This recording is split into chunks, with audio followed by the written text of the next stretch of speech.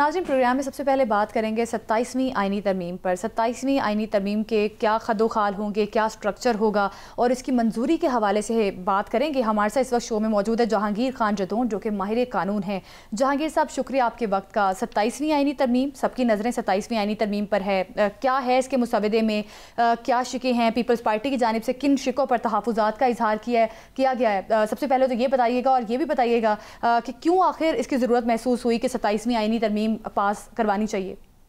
बहुत शुक्रिया। देखें, 27वीं आईनी तरमीम की बाज़गश्त तो आप कई महीनों से सुन रहे थे, तो finally the cat is out of bag. तो अभी इसमें देखें, इसमें तो आइन का पूरा ढांचा तब्दील कर दिया गया है। अदलिया की आज़ादी आप देख लें, फंडामेंटल राइट देख लें, ये तो ऐसी तब्दीलियां कर दी हैं कि आइन के अंदर जो है बिल्कुल उसका जो बुनियादी ढांचा है उसको तब्दील कर दिया गया है। तो मेरा नहीं ख्याल है कि इसमें पार्टियां जो है जिस तरह की तरमीम आई है उस तरह के बिल्कुल पास कर लेंगी।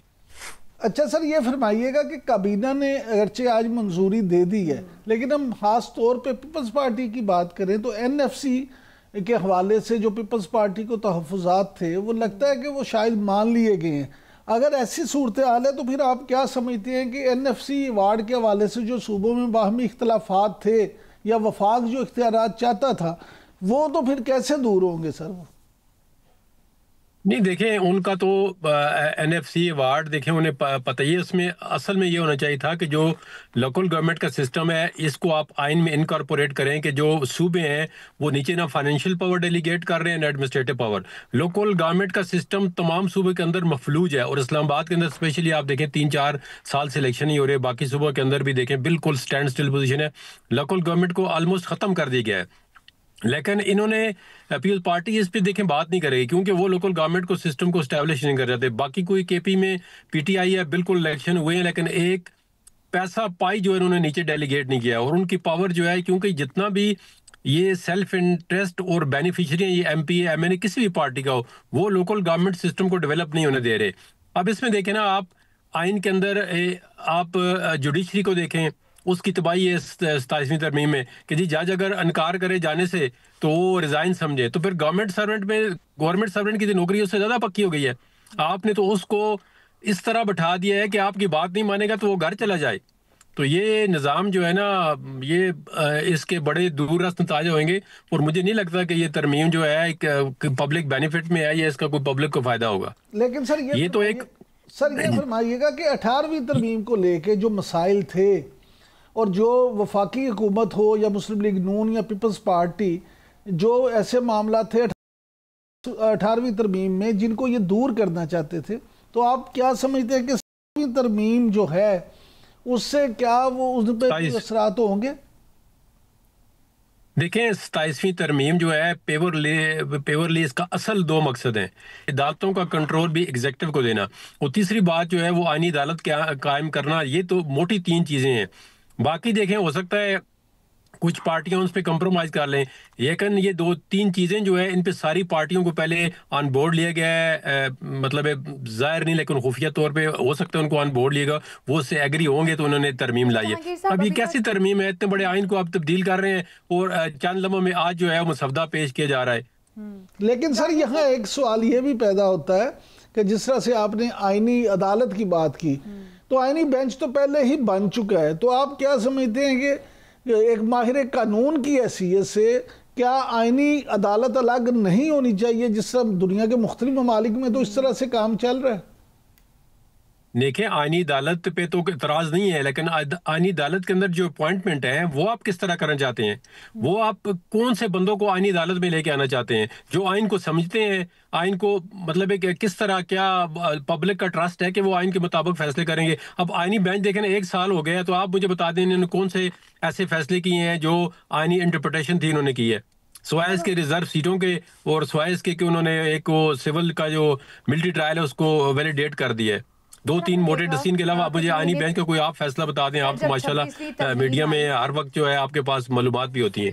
جی سر، 26ویں ترمیم میں بھی ریزرویشنز کا اظہار کیا گیا تھا اور ان شکوں کو نکال دیا گیا تھا. اب 27ویں آئینی ترمیم پر پیپلز پارٹی جس نے ریزرویشنز کا اظہار کیا ہے 160 شیک 3A ختم کرنے پر اتفاق، صوبے کے شیئرز کم کرنے کے حوالے سے انہوں نے ریزرویشن شو کروائی ہے. دوہری شہریت پر مجسٹریٹ کے اختیارات جو ہیں وہ بڑھانے کے حوالے سے بھی انہوں نے ریزرویشن کا اظہار کیا ہے. تو اب پیپلز پارٹی کی جانب سے بھی یہ تمام تر شکیں اب ظاہر ہے انہوں نے پوائنٹ آؤٹ کی ہیں، تو حکومت شاید اس کو بھی ان شکوں کو نکال دے گی اور 27ویں آئینی ترمیم سینٹ سے بھی پاس ہو جائے گی. تو سر فیصل بابڈا صاحب نے کہا ہے کہ 27ویں کے بعد 28ویں بھی آئے گی. تو یہ بیک ٹو بیک جس طرح سے ترامیم ہو رہی ہیں تو پھر کس کے انٹرسٹ میں ہے؟ حکومت تو کہتی ہے ہم عوام کے انٹرسٹ کے لیے کر رہے ہیں سب. ایبسلوٹلی عوام کے انٹرسٹ میں کچھ بھی نہیں ہے. یہ گورنمنٹ جو ہے ہو سکتا ہے یہ گورنمنٹ اپنی اسمبلیوں کی مدت آیات لائف کر لے تو بس کام ہی سارا ختم ہو جائے گا. ان کو کیا ضرورت ہے دوبارہ 5 سال کے بعد چیف الیکشن کمیشن اپوائنٹ کر کے الیکشن کو مینیپولیٹ کرنے کے. یہ بھی کر دیں گے یہ والی اسمبلی جو ہے آیات چلے گی بس کام ہی ختم ہو جائے گا. اس میں کیا روز آج 27ویں کل 28ویں ترمیم لانے کی ضرورت نہیں ہے. یہ ایک بل آپ پاس کرا سکتے ہیں. دوسری پارٹیاں بھی آن بورڈ ہوں تو انہوں کہیں جی یہ اسمبلی جو ہے اس کو یاد کر دیں جو لوگ بیٹھے ہوئے ہیں کام کرتے رہے ساری عمر. نہیں لیکن سر ہاں صاحب آپ جو بات کر رہے ہیں پوری دنیا میں دیکھیں لبرل ڈیموکریسی جو ہے وہ اس پہ کس طرح سے نظام چلتا ہے اور کس طرح سے اس کے اصول وضع کیے گئے ہیں. تو آپ کیا سمجھتے ہیں کہ پھر یہاں پہ کیا ہمارے ملک میں لبرل ڈیموکریسی جو ہے اس کی گنجائش نہیں ہے؟ یہاں پہ دیکھیں نہ پولیٹیکل پارٹی کے اندر ڈیموکریسی ہے، نہ اس ملک کے اندر ڈیموکریسی ہے، نہ کوئی ڈیموکریسی کو ماننے کے لیے تیار ہے. ڈیموکریسی کے اندر دیکھیں سب سے جو بڑا عنصر ہے آپ کا جو آئین 1973 کا ہے اس میں دیکھیں جو فنڈامنٹل رائٹ ہیں آپ کے وہی آپ کو اویلیبل نہیں ہے. تو آپ کس ڈیموکریسی کی بات کریں؟ آپ میڈیا کی آزادی آپ خود میڈیا پہ کتنا بڑا گہرا تل ہے کہ آپ کا آپ بتائیں میڈیا کی آزادی ہے اس ملک کے اندر کتنی آزادی ہے؟ کس طرح جو ہے لوگوں کو اٹھایا جاتا ہے، کس طرح ان کو دبایا جاتا ہے. تو یہ کون سی ڈیموکریسی میں جو ہمیں یہ سکھا رہے ہیں کہ یہ والی ڈیموکریسی ہے. اور الیکشن پہ چیف الیکشن کمیشن پہ سوالیہ نشان، جو الیکشن کنڈکٹ ہوئے ہیں ان پہ سوالیہ نشان، جو 2018 میں بھی ان میں بھی انہوں نے کہا تھا یہ RTS بیٹھ گیا. تو جب تک یہ سارے آپ کے نظام ٹھیک نہیں ہوں گے تو یہ کون سی ڈیموکریسی، کون سا ڈیموکریٹک ملک جو ہے اس طرح چلتا ہے. اچھا سر آپ کیونکہ ماشاءاللہ ایک بہت سینئر وکیل ہیں اور وکلا کی سیاست جو ہے اس کو بھی نہ صرف سمجھتے ہیں بلکہ اس میں بڑا اثر و رسوخ بھی رکھتے ہیں، تو کیا یہ آئینی ترمیم جو ہے اب 27ویں وکلا برادری کیا اس حوالے سے کوئی تحریک چلانے کا ارادہ رکھتی ہے؟ دیکھیں وکلاء کے اندر 2 بڑے میجر گروپ ہیں. ایک وکلاء جو ہیں وہ بینیفیشری ہیں گورنمنٹ کے، ان کے کہنے پہ ججز اپوائنٹ ہوتے ہیں، ان کے کہنے پہ لا افسر اپوائنٹ ہوتے ہیں. تو وہ والے جو بینیفیشری وکیل ہیں جو بینیفٹ لے رہے ہیں، کوئی بھی چاہے وکیل ہے چاہے وہ صحافی ہے، وہ اس سسٹم کے ساتھ چلنا چاہتا ہے. وہ اس کو سسٹم کی پرواہ نہیں ہے کہ رول آف لا ہو، آئین کی عملداری ہو، میڈیا آزاد ہو، بنیادی حقوق میسر ہو، وہ اس کا کوئی سروکار نہیں ہے. وہ کہتا ہے جو بینیفٹ مجھے مل رہا ہے یہ ملتا رہے. نظام چاہے مارشل لا ہو، چاہے ہائبرڈ ڈیموکریسی ہو، چاہے ہائبرڈ سسٹم ہو، جو بھی نظام ہو وہ اس کو قبول ہے. وہ صرف کہتا ہے کہ مجھے جو بینیفٹ مل رہے ہیں اس کے اندر کوئی فرق نہ لائے. تو یہ والا نظام آج کل چل رہا ہے. ٹھیک ہے، بہت شکریہ آپ کا جہانگیر خان صاحب، آپ ہمارے ساتھ موجود تھے، ہمیں بتا رہے تھے